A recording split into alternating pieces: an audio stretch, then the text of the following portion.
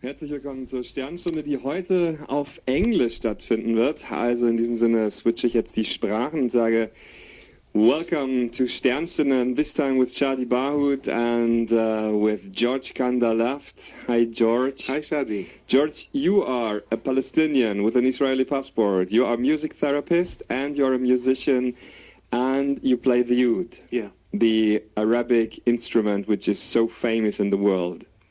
So famous in the Arabic countries, for sure, in the world. There is a lot of places that know the Oud, but I'm taking my Oud in the U-Bahn in Berlin, and everybody looking and asking me, what is it, what you are holding there? So I start to see that a lot of people in Europe, they don't know the grandfather of the guitar, which is the Oud instrument, the Arabic traditional instrument.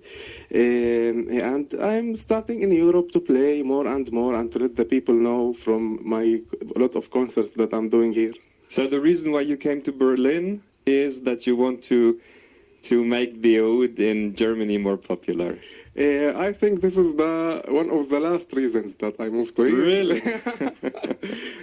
But no, yeah, one of the reasons, yeah, to bring my culture, my beautiful things that I learned in all my life. I started to play Oud when I was 10 years old, hearing it from my 0 age. My father used to hear it a lot, and he brought it for me as a present when I was 10 years old. And yeah, I want to pass our beautiful culture in the beautiful way, not like the media what shows about the Arabic culture. So I'm coming with my culture in my hands, my beautiful instrument, and trying to play as beautiful as I can. So let us start in the beginning. Yeah. When you were 10 years old, your father brought you the Oud. Yeah. And was it your wish, or was it like with everybody else, like you have to play the guitar, you have to play piano, you have to play the violin when your parents say so? There is two sides of this. The two sides of this story are made me play the Oud. The first thing that my father is a disability, and he tried to play the Oud with his problems, but he couldn't play. So he passed it for me. And I started to play and to understand how much is beautiful that he feel when he feel that I play the Oud in my home, and this is one of the reasons that I become music therapist in the future. And the other side, when I was walking with my father in the market, the Nazareth old market, and I was see Oud, and I started to tell him, Daddy, I want an Oud, please buy me. So that's it. Like the two sides of the stories are in why I'm playing the Oud. So it was pretty much coming together at that point then. So you said your father is has a disability, and this is the reason why you started to become a therapist. Was this an idea when you were very young because you wanted to help your father, or was it something that just developed later on when you were a musician? No, when I moved to started to study the music therapy, I started to search in myself why I am studying this, because I'm a therapist, and therapists started to ask themselves questions when they study psychology. So what is in your childhood make you be what you are now? Because you are trying to cure yourself. Yeah, and I was in therapy sessions in my studies time, and I figured out that this is a strong reason from what happened in my childhood to play Oud for my father, who tried a lot to play the Oud, but it's like didn't work because his problem. And then I now play the Oud very good, and music therapist.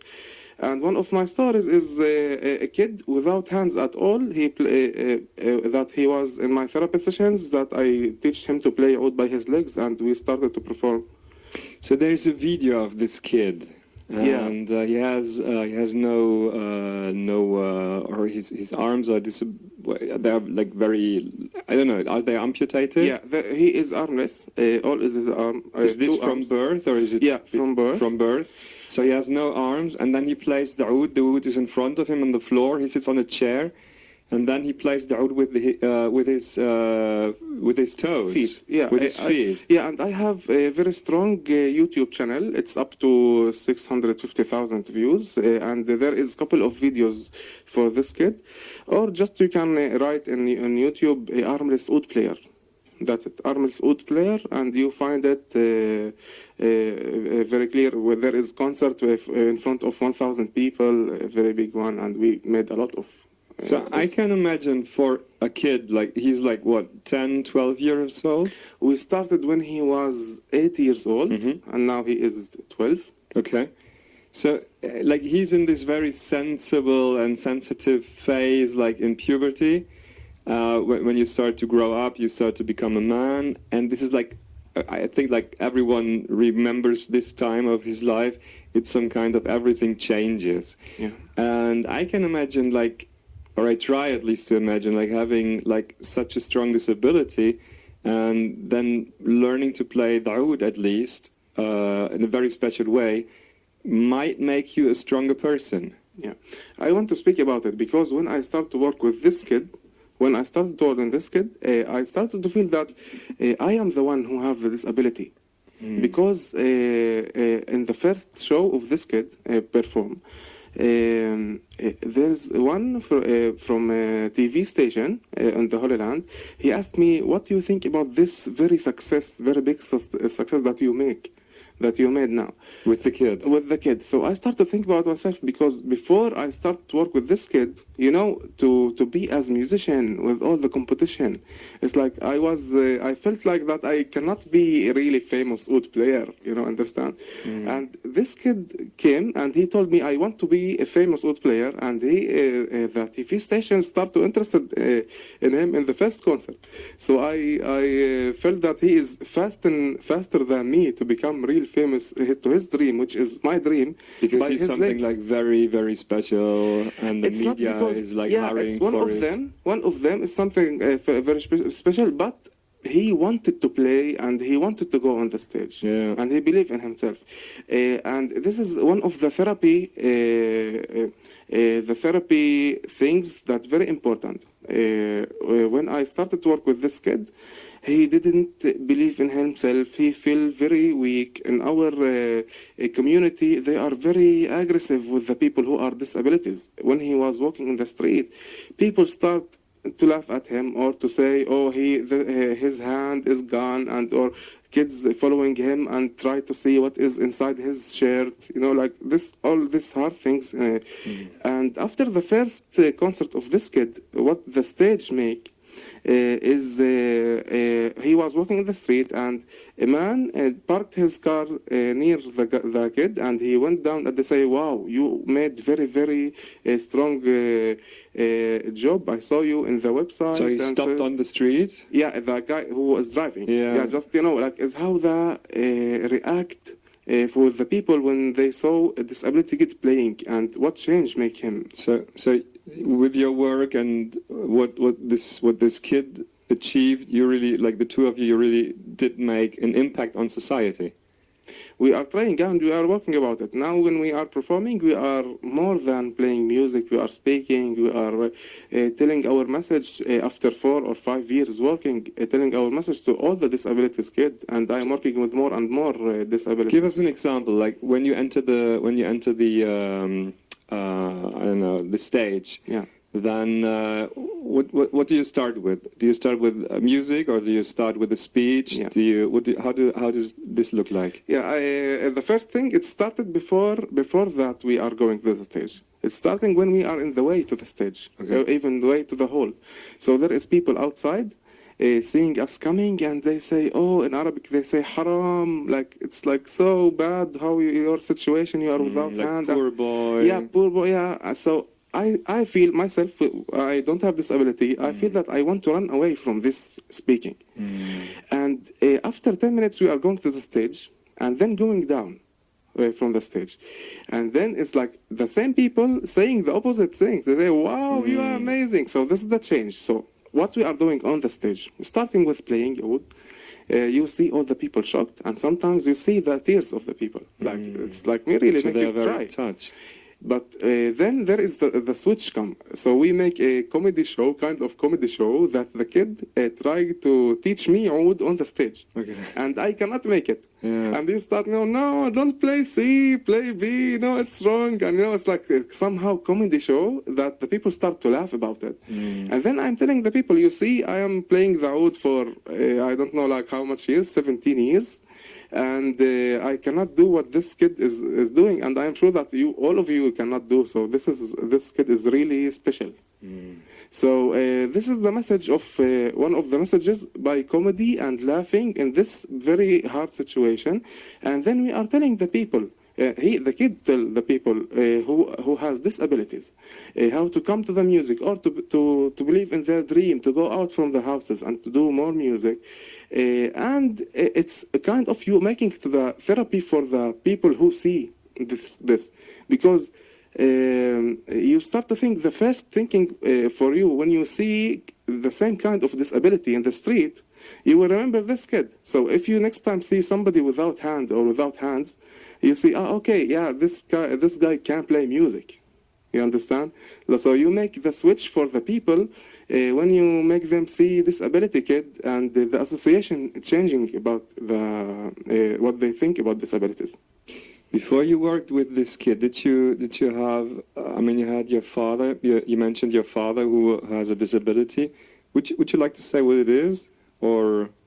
It's about he cannot move his neck, Okay. and cannot hold his hands to the top. Okay. It's about a problem in the back started. Okay. Yeah.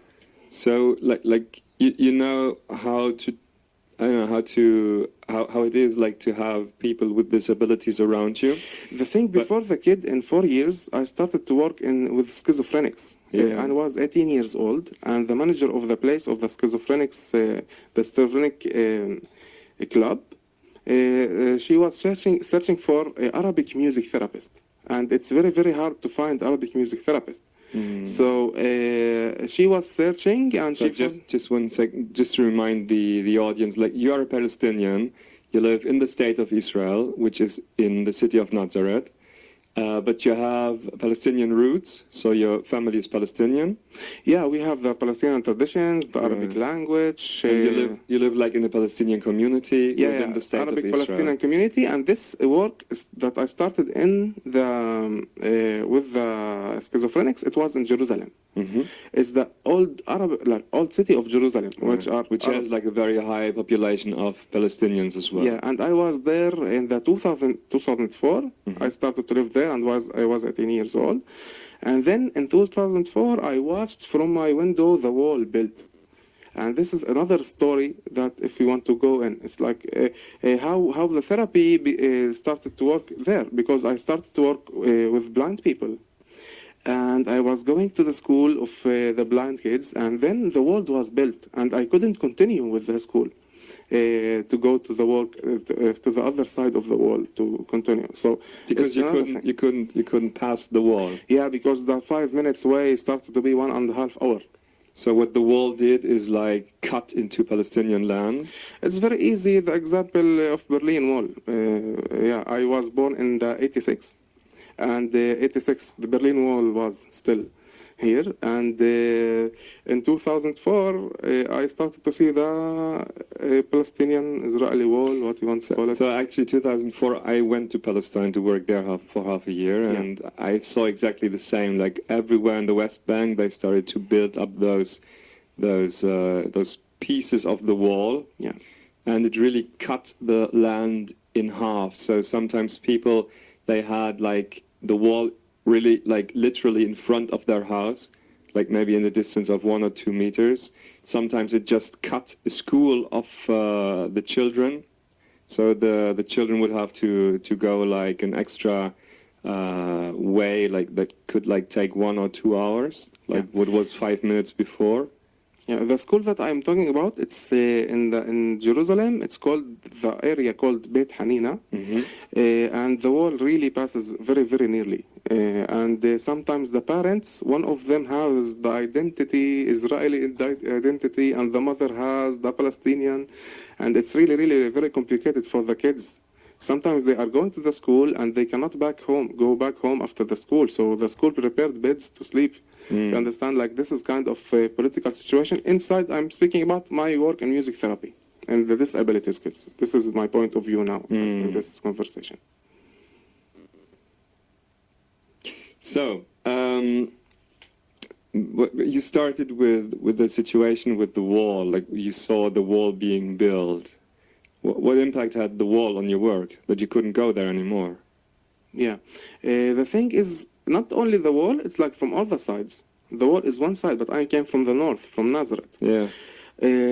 Which I have, like I am as a musician now, as a music performer, that I want, my dream is to perform and to go around and to play, and So it's no walls at all. the minimum is to dream that I want to go to the neighbors' countries to play. And I see in the TV how the Lebanese music are very like more strong than our music because we are closed inside the borders, and I cannot go to Lebanon to play. And the Lebanon Because you have an Israeli passport, and Yeah. Israel and Lebanon are still in Yeah. a war situation. So the thing, when I was born, I didn't know nothing. And when I start to grow up, I saw this drawings on the map, you know, like that you cannot go here and you cannot go there. And this country is your enemy. So you How does cannot this go. feel for you, like having an Israeli passport but actually being a Palestinian? Yeah, this is what I was talking about. Like you born and they give you papers with the cover color. Yeah. You understand? Like so the papers that like I didn't decide to be to be Christian. I didn't decide to call George, and I didn't decide to have the Israeli passport. And it makes you cut you between Nazareth and Beirut, which is the same culture. And even I have people from the same family. I had a very strong story with the Syrian guy. His family name is Kandalaft. The same family name. From Syria? Yeah, from Syria. And we cannot meet because we have the border between us. And even if I travel to Germany and then to Syria, I cannot because I have the Israeli passport. Yeah. So they wouldn't let you in. I got a message from him that he heard my CD. And in all hard situation that he got, like he is living That he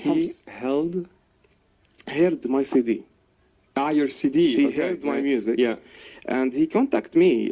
He said like, wow, your music is like so touching, and we are in the same family, and we never met. Yeah. And yeah, I wrote an article, and I share it in some websites that we are in the same family, cousins. And 3 generations, they put between us some drawing in the map that I didn't decide it, and I don't want to agree with it. Do you think that like the new media and telecommunication is a way to overcome like the idea of nation state? Yeah, I believe the media is very, very strong. That shows what the governments want to show. And now, if I want to speak about it, I will go to the politics a little bit. I am a very strong peace worker, a very active peace worker. In the 12th of March, we had performed inside the Congress of Washington with Heartbeat project. Heartbeat is peace project between Arabs and Jewish that want to live together. And we had them here in the show already, so you can listen to the podcast online if you go to www.mixcloud.com/shadibahut. No, that's it. And you can see the link on our homepage. Yeah. So I went to a tour with them to Washington, to the Congress, and we started to prepare the things. And I am not political worker. I am peace worker. But I start to figure out when we were preparing the presentation for the Congress. So $3.1 billion are giving to the Israeli army. You understand? So Each year from the US. Yeah, without any conditions. So you start to think how they want to keep this money. Understand? So they have to show that they have very, very dangerous enemy. Then they can keep this money. That's how I think. You understand? So for So sure. what you mean is Israel needs an enemy, Yeah, so like they use the media like an to show. idea of an enemy, so they can still tell the U.S. guys, we need your money. Yeah, but this is my own point of view. It's like. Well, actually, it's very Yeah. common with political scientists. Yeah. So, but before we get too deep into this kind of politics, let's have a look at what we started before. You told the story about your cousin from Syria. And I remember a couple of years ago there was the conflict between Israel and Iran was pretty tense. And then there was this one Israeli who started a Facebook page, and it was called Israel Loves Iran. Mm-hmm. And a couple of days later there was another Facebook page which was called Iran Loves Israel. And suddenly, like, people who didn't have anything to say in the media in Israel and Iran, they suddenly became a face, and they suddenly had a voice. And do you think that this is a way to connect people on both sides of the borders, which border ever, but to connect them with each other? Yeah. I will take your question and I will put it in my own story in music. You're very welcome. Okay. So when I came here to Berlin, I just was searching for a house to live, as everybody coming here. So I was searching for a room, sharing flat, and it was my flatmate was a Russian Jewish violin player, and we live together. We start to play together, and it sounds very nice. He is very interested in Oriental music, and very naturally we made a group called Berlin Oriental Music. You can find it. We start to share a lot of videos. We have Facebook page. It's called the Berlin Oriental Group. So in very, very natural way, the love is inside. I don't care what is the background of the person. I just see the person. If he is good person, it's like very natural to love the person. If he is a good person, doesn't matter what background he has. Mm-hmm. But now imagine you are not in Germany and you don't have the opportunity to meet in a third country, but you live in your country and your government is telling you, listen, the enemy is on the other side. Yeah, that's what is very good in my situation. And I'm very lucky because this is the lucky side of my situation, is I have to speak Hebrew. Inside I was studying in the Hebrew University. So I have very good Hebrew and I have very good Arabic. So when I was driving in Jerusalem, so I had the Israeli station and the Arabic station, the Palestinian station. So every side telling you, listen, you have okay? But I understand the Hebrew language very good, and I understand the Arabic language. So I can hear the two sides, and in my head, make the balance. Okay. And with my studies, the Hebrew university, so I was meeting with different, and Jerusalem is a very international city. So I was meeting with many people, and what I am doing when I have the strong Arabic and strong Hebrew and good English, so I start to make projects between Arabic and Jewish kids back home in Nazareth or in Jerusalem. Okay, and you said already that you didn't choose to be George or to be Christian or to have an Israeli passport, to be born into a Palestinian family. Do you have a definition of your own? How would you define yourself? So in my first thing of identity, I see the musician person. So you are a musician? Yeah. Nothing else? Yeah, but But other people see you, they see dark hair, dark eyes. Even just to know, in the Arabic community, they see me as George. Mm-hmm. When you have name you call George, so it means that you are Christian. Right. So even my name and my look and where I came from, so that's it. Like a lot of times I don't want to speak about politics, and they ask me, where are you from? And then I start to speak about politics. But of course, you are in a situation which is like kind of luxury for Palestinians who live in Israel or Palestine, because you have an Israeli passport and you can travel pretty freely. On the other side, like in the West Bank or in Gaza, which is even worse than the West Bank, than the situation in the West Bank, people would define themselves rather as Palestinians so they have a larger gap towards Israelis.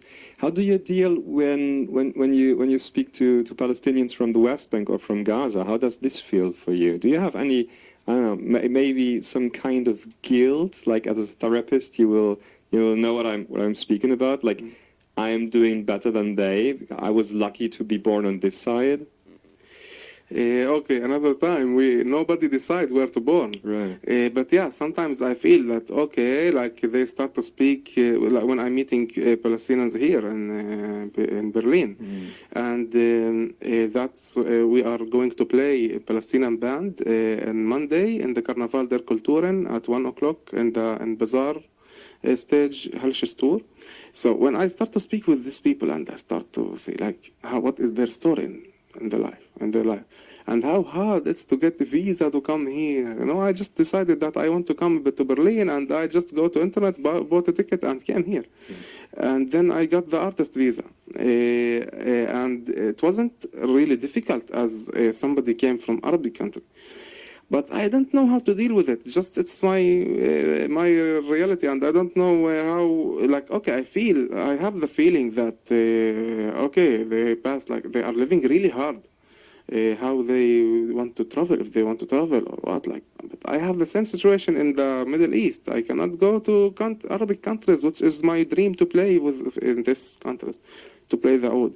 So yeah, all the time, if you come from the Middle East, you have your own difficult story, but still I feel very easily to travel to Europe. But let's leave Europe aside. Let's take the situation in Israel-Palestine. Like when you go to the West Bank and you visit your friends there, you play music, and then you try to invite them to Nazareth, they wouldn't come. They couldn't come. Yeah. How does this feel? Yeah, like I got my scholarship is from Ramallah. I studied scholarship from Al-Qattan. They helped me to study, and I was going there. And yeah, you cannot invite the friends. You just don't speak about it, you know? You just don't speak about yeah, it? If you want to hang out, so you go, like there is very nice studio in Bethlehem. I was recording there, and you know, the Qattan Foundation in Ramallah that giving me supporting for my studies. And even here, we are making the Qasim Festival every summer. And they supported us the last year. They gave us money to make this happen. And yeah, you cannot invite them. Like, okay, I hope someday you will come to visit me. You know, it's like this. And even when I meet people, like when I'm going to project in USA and I'm meeting people from Lebanon, like performing together, and I say, okay, I hope someday in the future, when the Middle East decide to live in peace, so maybe we'll visit, you know, like it's like this. And I'm speaking with somebody who is living 100 kilometers far away from my house, you know, like it's crazy. Yeah. And we need to travel to Florida to meet. You know, like 13 or 15 hours traveling, then you can meet and make music, which is like I can drive in 1 hour and a half. Okay, to give us and the audience a little break, this is the Sternstunde with Shadi Bahut, and today with George Kandalaft, Palestinian Israeli music therapist and musician who now lives in Berlin and does really beautiful music. And we're going to listen to a track of yours, which is number 13. Yeah, it is Sahar in Arabic, which is meaning sleeplessness. It's a gift for girl, ex-girlfriend in the Valentine's Day. Okay, so let's listen to it. It starts with very nice waves.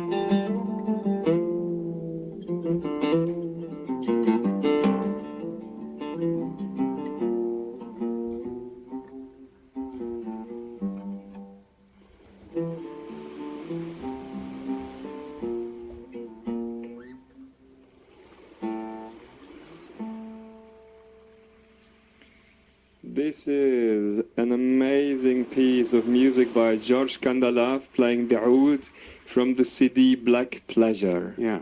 So Black Pleasure is a title that will stuck in the head. Yeah, it has a lot of meanings inside the Black Pleasure. It starts to all the pieces started to play my hard stories that I passed in my life. The first time I made music, it was when my friends, he was died in the 4th of June in 2008. Inside surgery, and he was oud player and very active peace worker, like as I do. He was 35 years old, and I was almost 22 years old, and it was very, very hard emotional for me, like to lose somebody. And a lot of times I start to figure out, like when the person start really to play from his heart music, when he is really feeling very, very strong when he loses somebody. And then I went to my oud again, and I start to make music which is based on feelings, 100% feelings. I didn't think about a complicated piece or whatever, just to play the feelings. And then I start to feel the pleasure of playing oud, but in the same time I playing like the black color. I'm playing death, and we are wearing black when somebody died. So it starts from this way, and it's continue. In my 9 tracks is about first 9 tracks is for this, and the CD is based about speeches also. So I have 6 speeches between the tracks, which is saying a title or an idea what I'm going to play. So you start to feel like a book, like you are opening the first page, reading something, and then the music continue the feeling which I cannot speak, because you have strong feeling that you cannot say. I can't play it. I cannot say it. So this is the idea of the CD. And after 9 tracks, I'm going to a little funny story. When I met an African guy, and the blues came from Africa, and I go from hard story now to funny stories, like very big switch. You're very welcome. Yeah, but you know, our language has, the Arabic language has the letter and the letter, which is very hard to say it for the Europeans. And when I met this South African guys, they have a language that called Hosa. So they have letter like, and you know, so it was very funny for me, and I start to, from this humor, I start to mix between the blues music and the Arabic music. And there is a scale that called blues and Arabic scale called Nawa, Bayat Nawa. So there is piece called Bayat Nawa. So it's pleasure to play the oud in the blues. So it's like, and the black, blues is for black music.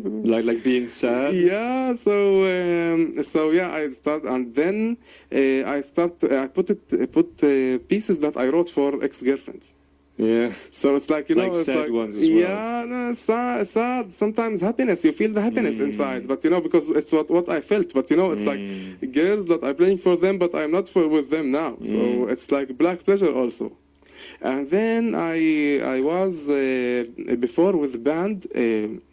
I started to search more about feelings when I started to study music therapy, and I started to study that music is supporting my feelings. And I was looking for there is something missing in the oud. I'm looking for my feelings inside, but there is something that I want more strong and more loud. And I can't find it in my normal oud. So I started to search in the electric music. So I bought an electric oud with distortion pedal. And I started to play with heavy metal band from Nazareth. It's called Chaos of Nazareth. And we had the very, very heavy metal band, like with growling voice. And I started to play with the electric oud. And there is track number 15. It's called Black Pleasure. This is the track of the album that I put inside this black distortion.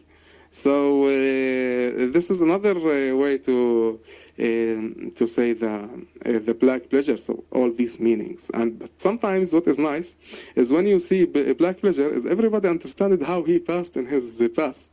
So you see black pleasure and start to think what you pass in your life, and then you have another meaning maybe. You understand, and then you are interested to go inside the album and to see what is about. What is your meaning? Yeah. So if I understand correctly, like black pleasure could very well be blues pleasure as well. Yeah. Like if you translate it into English, for example. Yeah. Like the meaning of blues. Yeah, and even sometimes there is inside many meanings. Like pleasure has many meanings. Like music, black has many meanings. like music, you have lots of possibilities to do your own imagination and to be free with it. But there's another CD you are working on. Yeah. And this CD is going to be some kind of difficult to realize because you will have to go through countries which are actually in a state of war, even if it is only a cold war, but they are in war. Like you will start in Syria, via Lebanon, Israel, Palestine. And the plan is to get 2 tracks from every country and to put them together on one album with your interpretation, if I understand correctly. I started with black pleasure, and we call the Mediterranean Sea in Arabic al-Bahr al-Abyad, the White Sea. Yeah. So it will be the White East, the next CD. So I started black, continue with white. It's about a very small, simple dream that I want to make tour on the beach of the East Mediterranean Sea. It's very simple. The Levante. Yeah. So I want very much to take my car in Syria beach and to make it from Syria to Lebanon to Palestine to Egypt, and it's not possible to no one in the world to make it. Even if you have the European, American passport, whatever, you cannot pass from the borders like this. And and it's not possible for me at all to go to Arabic countries and to enjoy the beach, which is very, very close to me. So then, George, how are you planning to do this? I'm planning are you to do a magician with as music. well? With music, this is my instrument. I want to start my tour in Syria and to take 2 or 3 pieces from Syria, which I play all my life. Like this music, I play it all my life. But how is it possible then? You want to do it, but let's imagine you could somehow start in Syria. Then it will be possible to enter Lebanon, but then at the Lebanese-Israeli border, that's it. So I think unless you sneak over the border. I will make a track between these 2 countries that make you feel how to pass it in reality. So you don't want to release your... I will make the music to show you how you pass between the countries. Will be like between the pieces, improvisations that show you how... I hope that you will continue following me and hear the next CD. So the journey is going to be like rather a musical one than like a real one on Yeah, for sure. Everything is with music. And do you have people in the countries already you work with? Which? Like in those countries, do you have already someone who's supporting you from inside the country? Yeah, like, you know, I have my listeners and followers from every place. They can go and hear my music. It's not really working with. I have some friends here helping me from different places. Like in Berlin, it's open, you can meet everybody. And I tell the story for my friends here, and they support me in different ways, maybe sharing in some website from their country or something like that. So you're very well connected, and to improve this connection maybe a little bit further, whoever is interested can go to facebook.com/George Kandalaft. So it's George, like George, and then Kandalaft. Or you can Google him, and then you will find... Yeah. I think Black Pleasure, it will be a very good way to find me. Black Pleasure, George, and in Bandcamp there is the full CD that you can hear it free. Right. And if you want, you can buy it. And don't forget to put George as well, because Black Pleasure on its own might lead you to some other pages. So, and then we have another interesting thing you are working on, and this is a book about music therapy. Yeah, I just finished writing it. It's about 12 stories that I passed. It's inside the Arabic community. How music therapy helps the different problems in the Arabic community. Is it here or back in... No. Everything I worked, it was back home in the Holy Land with Arabic people, and I came here, I just write it here. Mm-hmm. When I came here, I find the time and the space to write, and I finished it. And now it's the CD and the book I'm working to record and to publish in the same time. But I know it's the problem of the money now. I'm trying to have the support from different places that can publish it. But I think before the end of this year. So if there is a publisher outside, and if you're interested in music therapy, and if you're interested in people from the Holy Land, then this might be your one and only chance in your life. So be very fast and write George an email. Or just send me the money for my Or just send him the money. But I'd probably go with start with an email. So would you like to share one of those stories with us? Yeah, I shared one of them of the kid without hands, and there is... I think I will speak shortly about 3 or 4. There is one kid, he can't hear, he is deaf. He can't hear at all, and when I found myself working with him in a very rich music room, and it has all the equipment to work with the electric instruments and electric stage, which has the speakers down the stage that you can feel it in your legs. So the vibration. Yeah, the vibrations. And I started to work with him with the bass guitar, because it's very easy to feel the vibrations, and we started to a little bit to use to feel the vibrations and the difference between the notes, and then to the drums, electric drum also, and you feel it by your legs and from like all the sides, and the kids start to enjoy it because he knows that he is making voices. He cannot hear, and I put plugs in my ear. Because it was so loud. Yeah, so he saw it and he was enjoying it so much. And then the last step, it was to work with the microphone and to hear his voice for first time from the vibrations from his legs. And then in this time, you can work about speaking. A deaf kid that can hear himself, like hearing by his legs, the vibrations of his voice. Feeling, Yeah, so this story is very interesting. And, I found myself in a room, different story now. Started first meeting with the girl, teenager, 13 years old. And after 15 minutes of the meeting, I just saw her crying and going out, running from the room.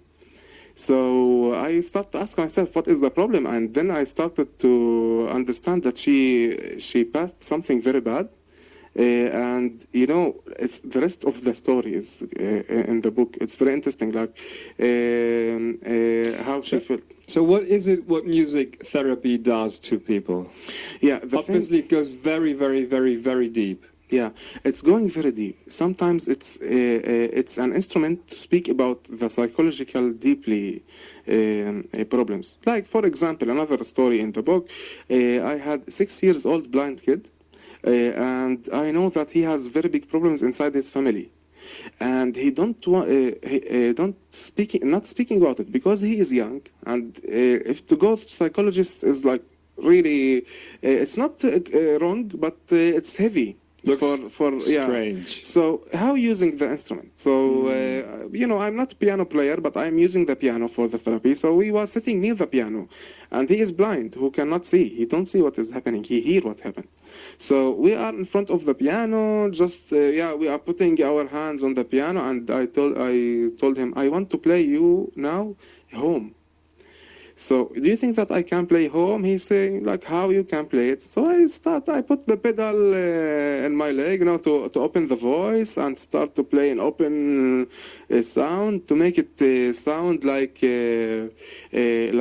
big house. So I thought, this is big house. And after this, I just remove the pedal and start to play in major scale with little sounds. I say, this is little house that there is kids playing. And after this, people who are fighting. And then after a couple of examples, I told him, now you are playing your house. So he started to play things. You know, like, okay, I didn't understand what is it, but I asked him, what you played now? What you are imagining? So he started to say, this sound is my mother, and this sound is my father, and they are fighting. So this is a key that you are enter now, use the music to enter to the deeply subjects with this kid. And you know, it's in a very interesting and beautiful way. It's like using the piano, you understand? So this is the first side. The other side is to use the instrument, as I spoke about the armless kid, that he started to play oud by his legs. So the instrument made him go to the stage and made him feel that he has something special. So the instrument itself and the stage, of course, like the performance, make the change in the music world. And you know, it's like very individual stories. You cannot say the same thing about a 1.5-year-old kid that has hearing problems, and schizophrenic 65 years old. You understand? It's like very different between the stories. It's very, very individual. So when I want to explain about music therapy, I need to speak about the individual stories for each story that I had. But I think this is the idea, what I spoke, to give a nice idea about music therapy. Okay, so the instrument and the music itself is like an opener. It's like really an instrument to help people open themselves and to confront themselves with what they might push aside because it's too dark, it's too painful. Yeah. And sometimes you find the kids who don't want to interact. Yeah, interact. So what I do, I make the chairs. I don't put chairs normal. I put cajon. What's that? Cajon is like the instrument, the Spanish percussion instrument that you sit on it and you play with flamenco music. Used to play in the flamenco music. It sounds kind of drum session. It has a snare inside. Sometimes they put strings, but you sit on an instrument.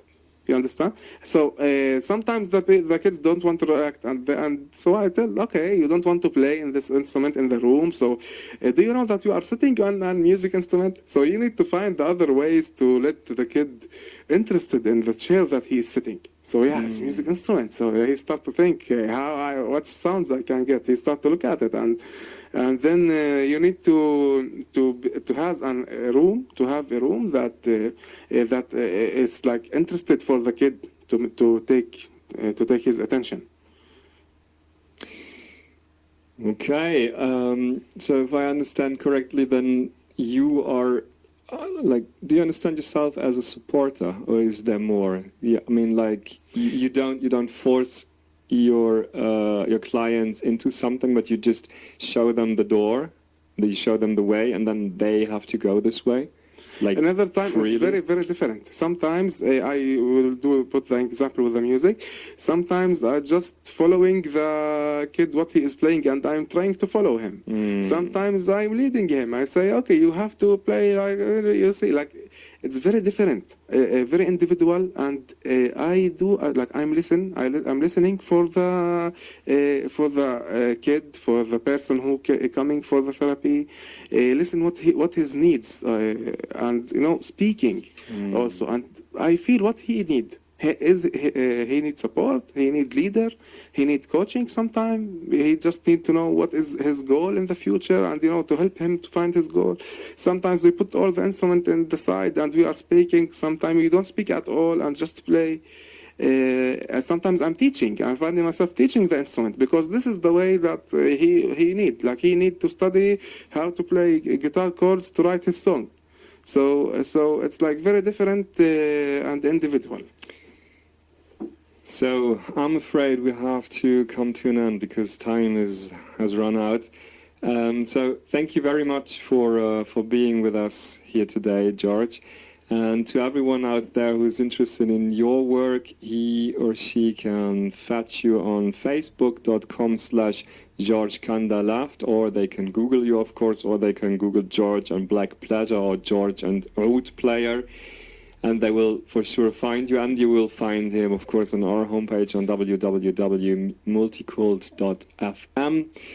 And you will be on stage today during Carnival of the Kulturen, Carnival der Kulturen. Yeah.